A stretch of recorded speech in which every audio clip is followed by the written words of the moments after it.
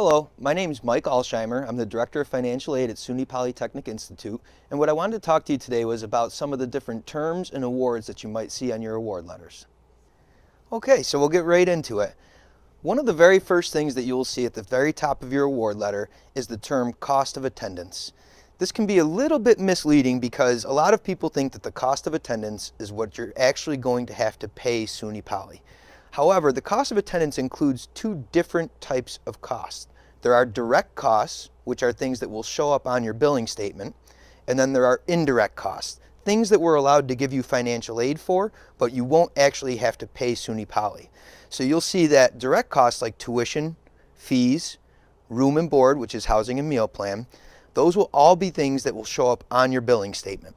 However, we're also going to have room in your financial aid cost of attendance for things like books and supplies, travel expenses, and miscellaneous personal expenses. So don't get discouraged by that cost of attendance. It's a little bit of a higher figure than what your billing statement is going to be for the year. Another term that you're going to see closer to the bottom of your award letter is the expected family contribution. This number is calculated by the federal government once you've completed your FAFSA application, and they'll send the information to us. The EFC is good for two main things. First, it lets us know if you qualify for a Pell Grant and how much, and it allows us to calculate your need for need-based programs. The way that we calculate a student's financial need is we take that cost of attendance that I just talked about, we subtract your expected family contribution, and any room in between is the space that we have to give you need-based funds. So let's talk about some of the different types of funds that you may see on your award letter. One type of fund is called a grant. Grants are free money. These are things that do not need to be paid back. Some of the main grants that you might see on your award letter, the federal Pell Grant, that comes from completing your FAFSA. That's the one where when the government calculates your expected family contribution, or your EFC, we'll be able to go to a chart and see if you are going to get a Pell Grant. The next is the Federal Supplemental Educational Opportunity Grant, or SEOG. There is no additional application needed to apply for SEOG. It comes from completing the FAFSA application. However, SEOG falls under two categories. First, it is need-based, meaning you have to have room between your cost of attendance and your expected family contribution. The second is that it is a limited fund, meaning the government gives us a certain amount of money to award SEOG, and they tell us that we can give it out however we like, as long as the students qualify for some Pell and they're full-time. The next is TAP, the Tuition Assistance Program. This is New York State's application, or one of New York State's funds. The TAP application is separate from FAFSA, and on the very last page of your FAFSA application, you'll see a link that says, click here to complete your state application now. If you click that link, it will take you over to the HESC's website, and you'll be able to complete the TAP application. In order to qualify for TAP, you have to have been a New York State resident for at least a year before the school year starts. You have to be a full-time student, and you have to be attending a school that's located in New York State. Excelsior is New York's newer program that's just a few years old. This actually is a separate application from both the FAFSA and the TAP application. The Excelsior application does not open at the same time as FAFSA and TAP. It opens later on in the year. However, if you go to the HESC's website, you can plug your email in, and they will notify you when the Excelsior application is available to be completed. Even if you have a TAP or an Excelsior estimate on your award letter, you do still need to complete those applications. In order to qualify for Excelsior, you have to have been a New York State resident for at least a year before the school year starts. You have to have a household income of less than $125,000. You have to be a full-time student. And in order to continue receiving Excelsior, you have to complete 30 credit hours per year towards your degree program. It is also important to note that for any of these grants, you do have to maintain a certain level of academic standing, and you have to maintain your attendance. So if you are ever thinking about withdrawing from a class or stopping attendance in a class, be sure to stop into the financial aid office first and make sure that it's not going to affect your aid. Scholarships. These are similar to grants in the sense that you do not have to pay them back. However, we use the term scholarship mostly to talk about funds that are coming from the school itself or outside sources. Scholarships can be based on a variety of different criteria. They can be need-based, they can be merit-based, based on grades, they can be based on demographics, or any number of different criteria. At SUNY Poly, our scholarships are all merit-based. Loans. A lot of people don't think that loans are financial aid because you have to pay them back. However, the way the government sees it is that they're offering a student a low-interest loan without doing a credit check that they don't have to pay back until 6 months after they graduate. That means in order to qualify for loans, you do have to complete your FAFSA application every year, and you have to keep your grades up the same way that you do in order to keep your grants.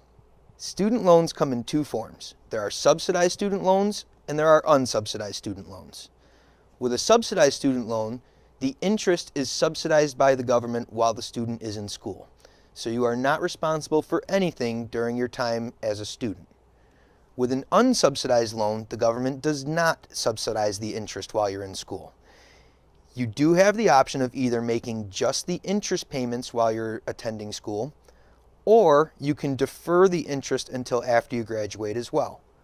However, if you choose to defer the interest, what will happen is when it's time for you to pay your loans back, the government will take all of those payments that you would have made while you were attending, they add them up, they add them onto the original principal balance, and you do end up paying interest on interest. Whether your loans are partially subsidized or fully unsubsidized depends on your financial needs. So again, if we take that cost of attendance and subtract your EFC and you have financial need, you will qualify for some subsidized loan money. If you do not have any financial need, your student loans would be fully unsubsidized. Another loan that is a good option to bridge the gap between your awards and your cost of attendance is a Parent Plus loan. This loan, unlike the others, would be in a parent's name. It's a little bit different than the student loans in the sense that there is a credit check for the parent loan. The interest rate is typically a little bit higher, however, they do change that from year to year. And unlike the student loans, the only limit to the amount that a parent can borrow is the cost of attendance. So you can fully fund your college expenses with a parent loan if you need to. At SUNY Poly, we do not automatically package with Parent Plus loans. However, if you are interested in applying for a Parent Plus loan, we do have an in-house form that is available on our website, and you would go to the government's website, studentloans.gov, and do the Parent Plus application there as well. Federal Work Study is a fund unlike the others. All grants, scholarships, and loans will go onto your billing statement to pay for your expenses. However, Work Study does not. If you are offered federal Work Study money, what that means is that you can earn up to that amount working a job on campus. The student would actually be paid every 2 weeks, just like a regular employee would. That's why this does not go on your billing statement. However, it is good for living expenses and things like that. Work Study, again, falls under those two categories of financial need and limited funding, meaning you have to have room between your cost of attendance and your EFC, and we only have so much money to give out in a Work Study award. I just briefly want to show you a sample of what an award letter may look like. Now this is a sample from SUNY system, so you can see up top it does say the State University of New York. However, SUNY Poly's will have our logo and our name up there.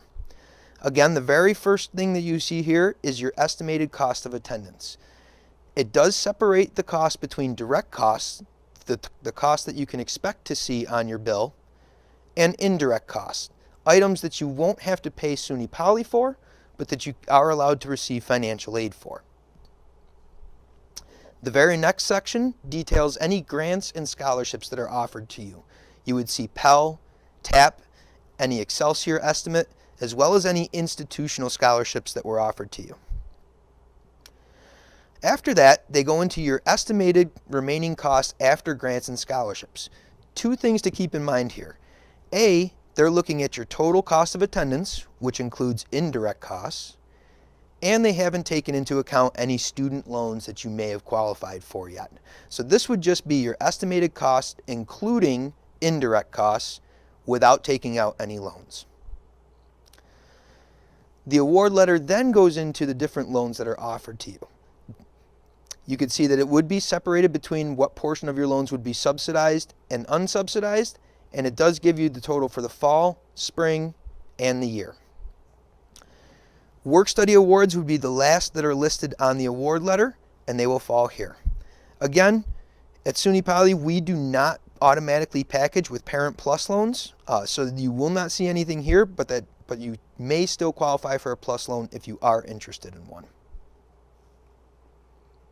That's pretty much the main topics that I wanted to cover with you today. If you do have any further questions, just note that we are available from 8:30 to 4:30, Monday through Friday. You can give us a call, you can stop in if you're on campus, or feel free to shoot us an email with any questions that you may have. Thank you. Have a good day.